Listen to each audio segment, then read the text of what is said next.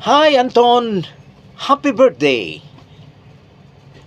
The first time I met you in Redemptorist Church, I felt the spirit of the baby Jesus, Senor Santorino, is in you.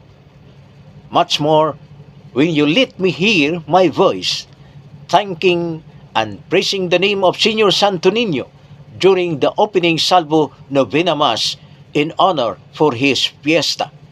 Wow! That merely shows how great is your love to the baby Jesus, Senor Santo Niño.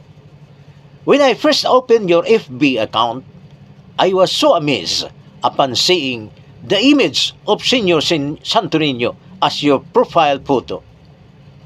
Great, Anton. I am not mistaken then when I say, really, you represent him for me.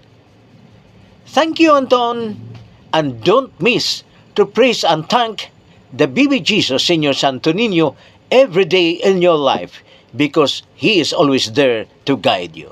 Lastly, my prayer and message in your birthday today, September 15, 2025.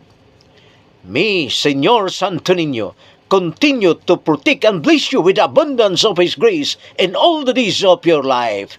Viva Pit Senor! Viva Senor Santo Niño! Viva Pit Senor! Ang atong pinakamasipang pakpakang Senor Santo Niño!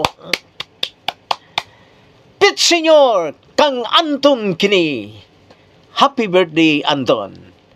I love you, boy! I love you, Senor Santo Niño. From your Tito Raul.